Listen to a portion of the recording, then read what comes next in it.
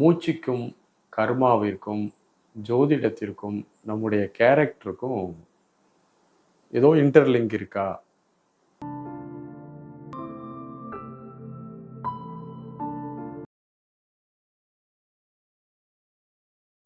அனைவருக்கும் அன்பான வணக்கங்கள்.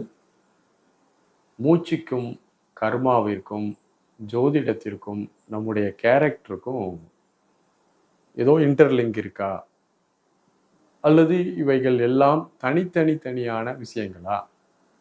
இது பொதுவாகவே நம்ம ஆராய்ச்சிகள் செய்ய வேண்டிய ஒன்று.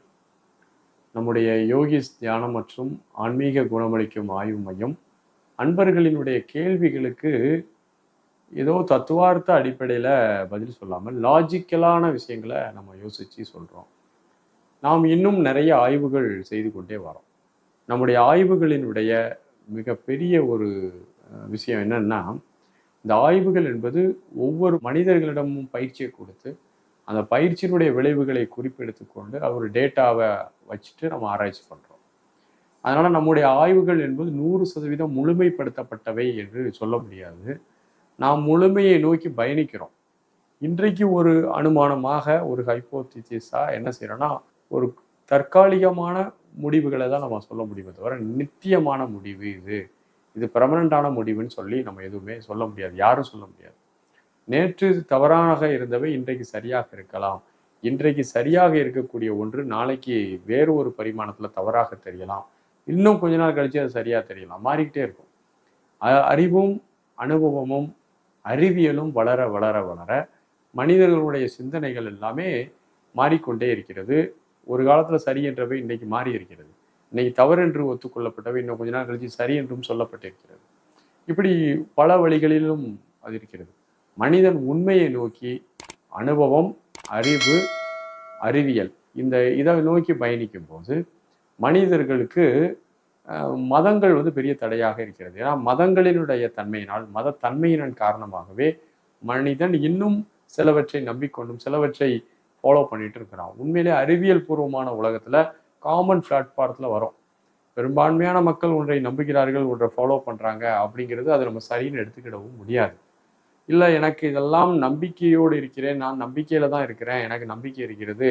நம்பிக்கை என்பது ஒரு வகையான மன உழல்வு தான். அது ஏன் உண்மை இல்லாத விஷயத்த நம்பிட்டு இருக்கிறது, உண்மையான விஷயத்த நான் மறுக்கிறது, இப்படிங்கிற மாதிரி ஒரு முரண்பாடான உளவியல் போக்கு என்பது இன்னைக்கு சமூகத்தில் நிறைய இருக்கிறது.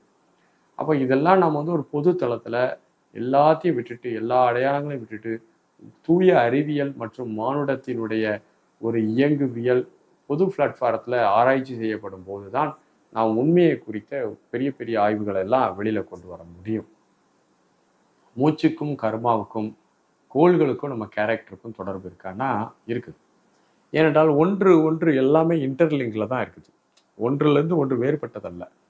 நாம் இந்த பிறவியில் செய்யக்கூடிய செயல்கள் நமக்கும் பிறருக்கும் பாதிப்பில்லாமல் அமைக்க பார்க்கணும். இல்லை நம்ம அமைக்கலை, நான் சுயநலமாக இருக்கிறேன், எனக்கும் கெடுத்துக்கிட்டுற மற்றவங்களுடைய வாழ்வாதாரத்தையும் பறித்து அவர்களுடைய உணர்வுகளையும் வாங்கிக்கிட்டு நான் ஒரு வகையான செயலில் செஞ்சு ரொம்ப கொடுமையான ஒரு மனிதனாக இருந்திருக்கேன் அப்படின்னா இந்த உணர்வும் இந்த செயல்களுடைய விளைவுகளும் கர்மா என்ன செய்யுதுன்னா அடுத்த பிறவியில் இந்த கர்மாவை புரிதலுக்கு கொண்டு வரணும். இந்த கர்மாவை எக்ஸ்பீரியன்ஸ் பண்ணணும். இவனுக்கு அறிவில்லாமல் என்னெல்லாமோ செஞ்சுருக்கான், தெரிஞ்சே செய்கிறான்.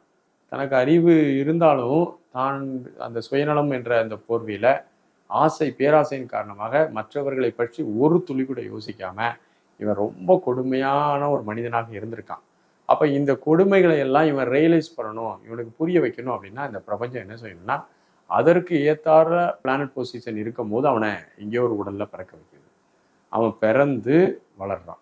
வளரும் போது அவனுடைய பிரீத்திங் லெவல், அவனுக்குள்ள இருக்கக்கூடிய தாட் ப்ராசஸ்க்கு ஏத்தாப்ப தான் பிரீத்திங் லெவல் இருக்கும்.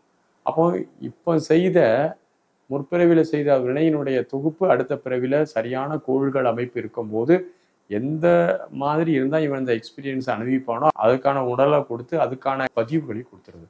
அந்த பதிவுகள் எழுச்சியாகுதன் காரணமாக மூச்சினுடைய ஓட்டமும் மாறுது. இவனுடைய கேரக்டர் வெளிப்பட ஆரம்பிக்கும். இவன் அந்த மிருகத்தனமான விஷயங்களை வெளிப்படுத்துவான். பலராலும் அவன் அடிபடுவான், பலராலும் அவன் திட்டப்படுவான், பலராலும் அவன் வந்து கேலி கூத்தாக்க கிண்டல் பண்ணப்படுவான். அப்போ இவன் வந்து வேதனைப்பட்டு வேதனைப்பட்டு திரும்ப திரும்ப தப்பு செஞ்சு அதுக்கான பனிஷ்மெண்ட்டை வாங்கி வாங்கி வாங்கி ஒரு குறிப்பிட்ட காலத்தில் ஐயா நம்ம வந்து யாருக்கும் எந்த தீங்கும் செய்யக்கூடாது என்ற ஒரு மனநிலையை பெறும்போது அவனுக்கு அந்த கர்மாவானது வேலை செய்ய தொடங்கி முடிக்க ஆரம்பிக்குது. அப்போ கோள்களுக்கும் நம்முடைய எண்ணங்களுக்கும் நம்முடைய கேரக்டர்ஸ்க்கும் ப்ரீத்திங்க்கும் ஒரு பெரிய இன்டர்லிங்க் இருக்குது. இப்போ உங்களுடைய மன உணர்வுகள் அப் அண்ட் டவுன் ஆகும்போது ப்ரீத்திங் அப் அண்ட் டவுன் ஆகுறது நீங்கள் பார்த்துருக்கீங்க. ரொம்ப கவலையாக இருக்கும்போது பெருமூச்சு விடுறீங்க, ரொம்ப பதட்டமாக இருக்கும்போது மூச்சு விரைவாக போகுது, ரொம்ப குழப்பமாக இருக்கும்போது மூச்சில் ஒரு குழப்பம் இருக்குது, ரொம்ப மனதில் ரொம்ப பதட்டம் பயம்லாம் இருக்கும்போது மூச்சு வேற மாதிரி இருக்குது, மனம் ரொம்ப ரிலாக்ஸ்டாக இருக்கும்போது மூச்சு ரொம்ப மென்மையாக போகுது. கேரக்டர்ஸ்க்கும் ப்ரீத்திங்க்கும் நிறைய இருக்குது. சில ப்ரீத்திங் கொண்டு வந்துட்டீங்கன்னா கேரக்டர் மாறும். ஏன்னா மனமும் மூச்சும் நெருங்கிய தொடர்புடையது. ஆகவே என்னுடைய ஒரு ஒரு பணிவான கருத்து என்ன அப்படின்னா, நம்முடைய கோள்கள், கேரக்டர், மூச்சு, கர்மா எல்லாம் ஒன்று தான். அது ஒரு டிசைன். அந்த டிசைன் கரெக்டாக இருக்கும்போது நம்மளுடைய செயல்கள் வெளியே வர ஆரம்பிக்கும். ஸோ இதையெல்லாம் புரிந்து கொள்ள வேண்டும். ஆகவே இப்போ வாழும்போதே தனக்கும் பிறருக்கும் எந்த விதமான தீங்கும் தராமல் நம்முடைய செயல்களையும் பேச்சையும் எண்ணத்தையும் வைத்து கொண்டால் இந்த உலகம் ஒவ்வொரு மனிதனும் ஒவ்வொரு தனி மனிதனும் இதை நினைக்க ஆரம்பித்தோம்னா இந்த உலகத்தில் பெரும்பாலான பிரச்சனைகள் இல்லாமல் பேர் அமைதியான உலகமாக இந்த உலகம் மாறும் என்பது என்னுடைய பணிவான கருத்து. வாழ்த்துகள். நன்றி. வணக்கம்.